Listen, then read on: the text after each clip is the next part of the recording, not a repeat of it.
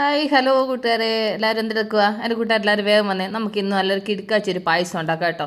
എൻ്റെ കൂട്ടുകാർ വിചാരിക്കുന്നുണ്ട് ചെറുപയർ പരിപ്പ് കണ്ടപ്പോഴത്തേന് ബീനയുടെ എന്നും ഉണ്ടാക്കുന്ന സ്പെഷ്യൽ പായസം അല്ലേ എന്ന് വിചാരിക്കുന്നതായിരിക്കും. പക്ഷേ അതൊന്നും അല്ല മക്കളെ, ഇന്നത്തെ പായസം വേറെ ലെവലാണ്.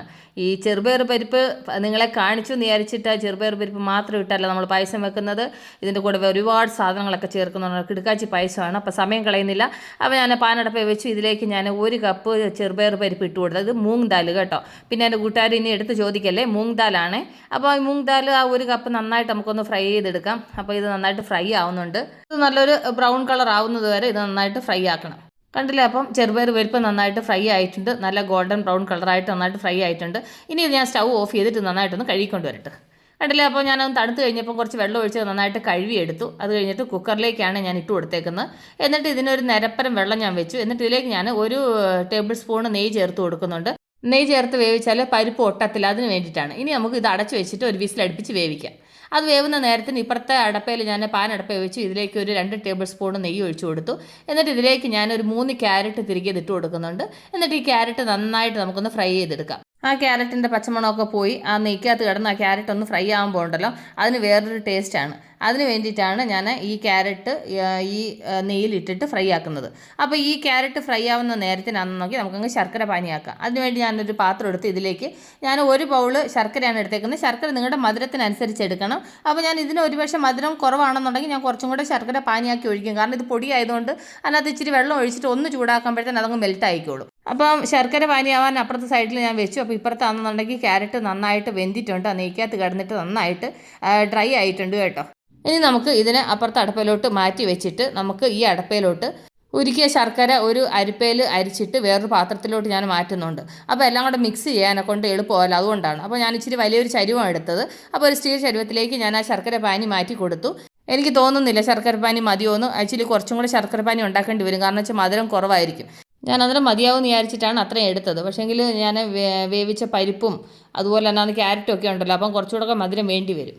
അത് കഴിഞ്ഞ് പരിപ്പ് വേവിക്കാൻ വെച്ച കുക്കറിൻ്റെ എയറൊക്കെ പോയി. അപ്പോൾ കണ്ടില്ലേ, അത് പരിപ്പ് നന്നായിട്ട് വെന്തിരിപ്പുണ്ട്. ഞാൻ ചേർത്ത വെള്ളം കറക്റ്റായിരുന്നു. അതുപോലെ തന്നെ കണ്ടില്ലേ, പരിപ്പൊന്നും ഒട്ടി പിടിച്ചിട്ടൊന്നുമില്ല, നല്ല ഉതിരുതിരായിട്ട് കിടപ്പുണ്ട്. അത് കഴിഞ്ഞിട്ട് നമ്മൾ റെഡിയാക്കി വെച്ച ശർക്കര പാനിയിലേക്ക് ഈ പരിപ്പ് അങ്ങ് ചേർത്ത് കൊടുക്കാം.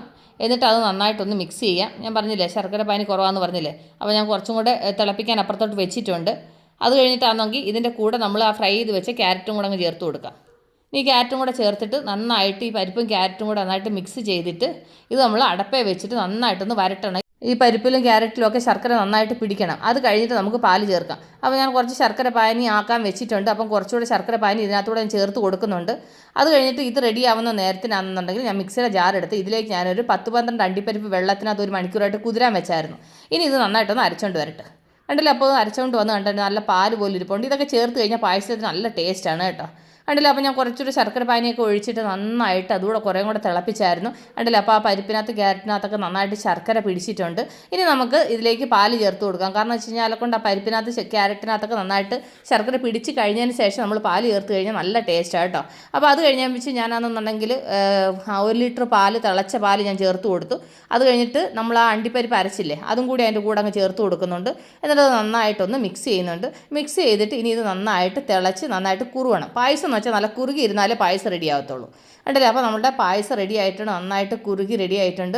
അപ്പോൾ ഇനി ഇതിൻ്റെ കൂടെ നമുക്ക് ചേർക്കാനുള്ളത് കുറച്ച് ഏലക്ക പൊടിച്ചത് ചേർത്ത് കൊടുക്കണം. അത് കഴിഞ്ഞിട്ടാണെന്നുണ്ടെങ്കിൽ ഇനി ഇതിനകത്ത് കുറച്ച് അണ്ടിപ്പരിപ്പും മുന്തിരിങ്ങയും കൂടെ ഒന്ന് വറുത്തൂടെ ചേർത്ത് കഴിഞ്ഞാൽ നമ്മുടെ പായസം റെഡിയായി മക്കളെ.